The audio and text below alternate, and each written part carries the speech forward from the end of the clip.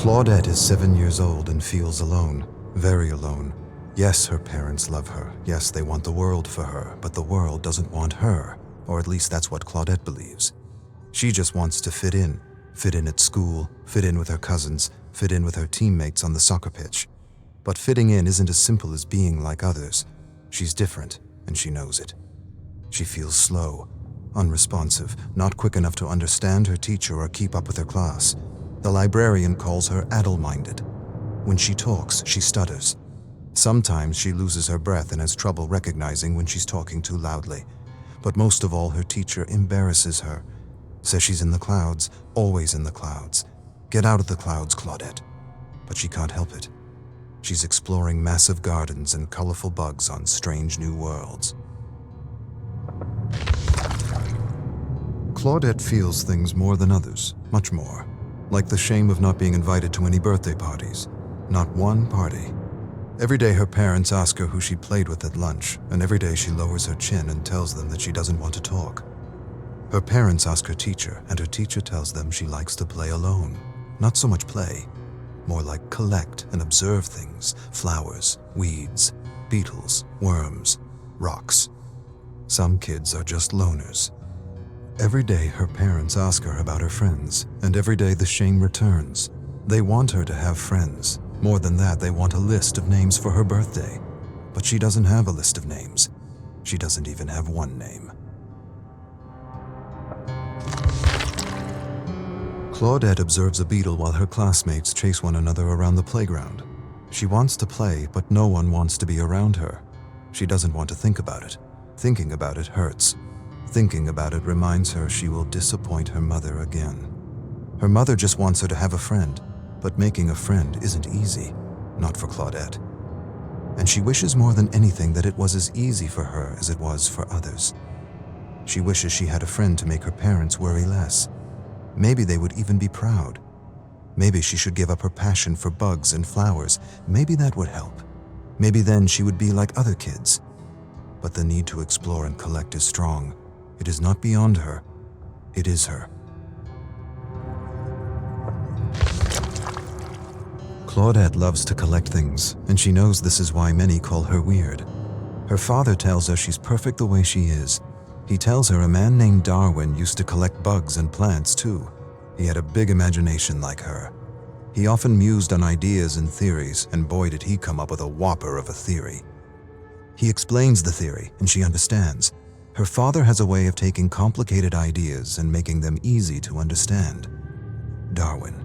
Claudette likes the name. She smiles, stares at her favorite blue and green beetle, and names him Darwin. Claudette's mom is crying. She's upset because Claudette is having trouble in school. Her grades are lower than they've ever been. She doesn't understand what she's doing wrong as a parent. Her dad says she's doing nothing wrong. He says Claudette's wired differently, and that's okay. Her mom doesn't want her to collect plants and bugs anymore. Her dad says that's the best part of her, and he doesn't need a child who fits some bell curve. More than this, he defends her.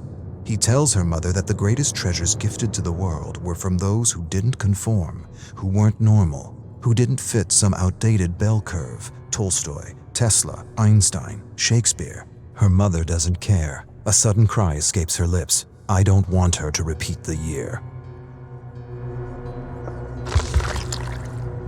Claudette hides under the covers pretending to be asleep, pretending she can't hear the yelling. Her mother wants her to get special help, but her father doesn't want to alienate her. He's right. Claudette doesn't want the other kids to know she needs special help. They'll laugh at her. She'll figure things out. She promises she will. Her new substitute teacher, Mrs. Cahill, is helping her. A lot more than the other teacher who always said she was in the clouds.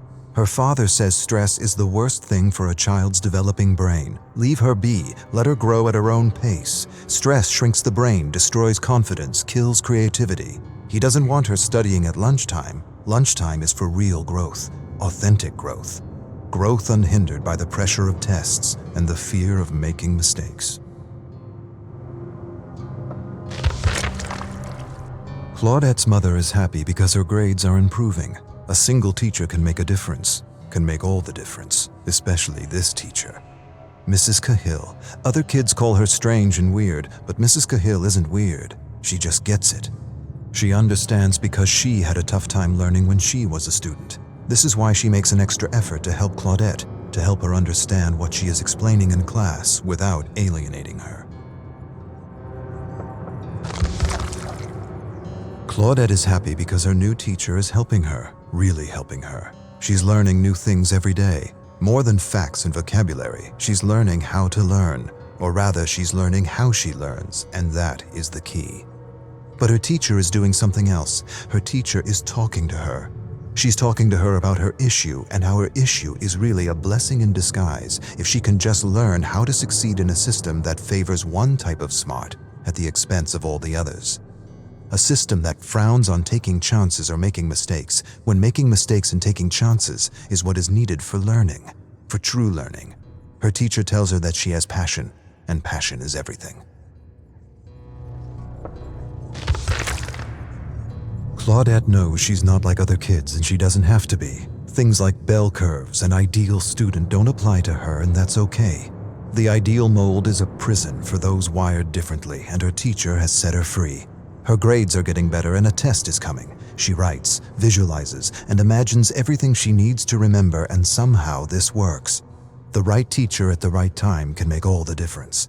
Her parents are proud, very proud, but still her mother wishes she had friends. Still her mother wishes she liked what other girls liked. Her parents argue in another room about what to get for her birthday. Her mother wants to buy a new doll. Her father thinks she'd like something more related to bugs, plants, and bacteria. The suggestion upsets her mother. Her father defends her. See her for who she is and not who you want her to be. Her mother goes silent. She suddenly releases a cry and says she doesn't want her to be bullied like she was bullied throughout school. Claudette's eyes go wide. For the first time in her life, she realizes her mother's wired differently too. Claudette will be 8 years old tomorrow. She should be eager, she should be excited, she should be counting the hours, minutes, seconds. Instead, she is none of these. She dreads the moment she will have to open her gift. Every year it's the same. Dolls, crafts, jewelry. Nothing that means anything to her. Maybe this year she'll smile and pretend she didn't want a magnifying glass, or a collection of stones, or a set of books on botany. Maybe, to make things easier, she'll pretend. Maybe that'll make her mother less scared for her. Seeing her happy about her grades felt good. Real good.